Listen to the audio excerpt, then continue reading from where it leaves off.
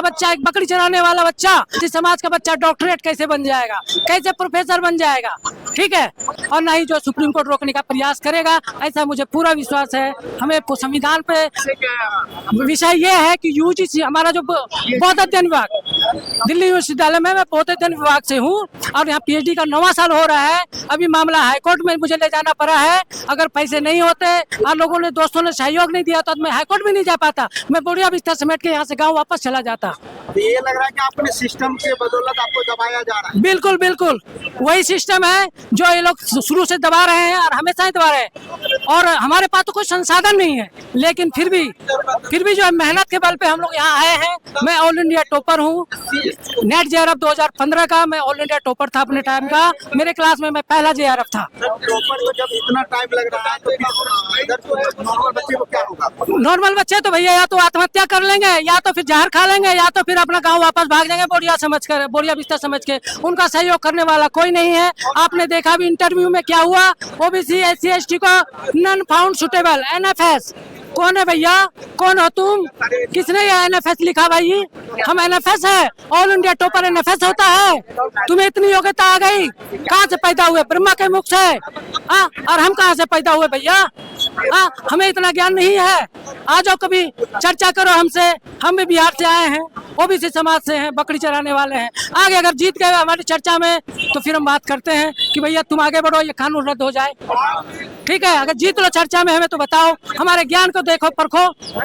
हमारे यहाँ पर शंकराचार्य आते हैं, वही सहरसा जिला में आके शंकराचार्य डिबेट करते हैं मंडन मिश्र से।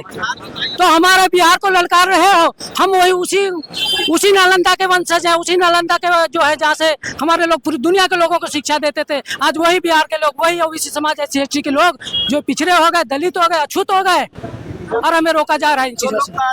जैसे झूठा केस भी लगाया जा, झूठा केस ऐसा भी है क्या? ऐसी संभावना 99% नहीं है।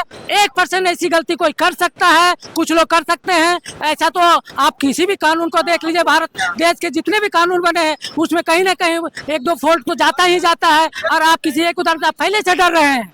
पहले से क्यों डर रहे हो भैया?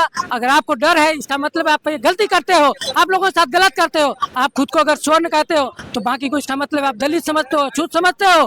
तो स्वर्ण कहाँ से पैदा होता है, अछूत कहाँ से पैदा होता है, इसकी जांच कर लो, इसका वैज्ञानिक कारण से देख लो, उसके बाद फिर बात करो। ये भी बोलते हैं कि फिर उसी पहले नीचे जा रहे हैं, इससे पहले जो हो रहा था जातिवाद, हम तो अगर आप देख लीजिए, मैं ओबीसी समाज से आता हूँ, मेरी पीएचडी 9 साल हो रही है, बीसी भी कुछ नहीं कर पा रहे हैं। लोकपाल का तो यहाँ पता नहीं है, मामला हाईकोर्ट में जा चुका है। अब देखते हैं हाईकोर्ट मेरे लिए क्या करता है। हाईकोर्ट में भी केस लड़ रहे हैं? बिल्कुल अभी पीएचडी सबमिशन तक नहीं हुआ है मेरा।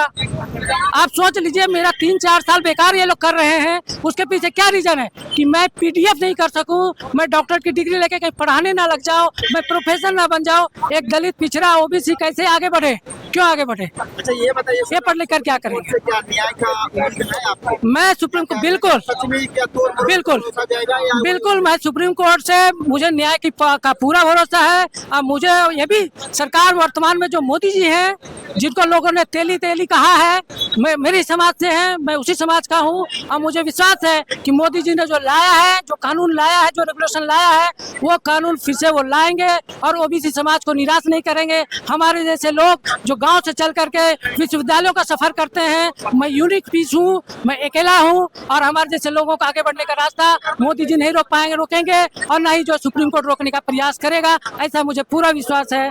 हमें संविधान पे, न्यायालय पे पूरा भरोसा है।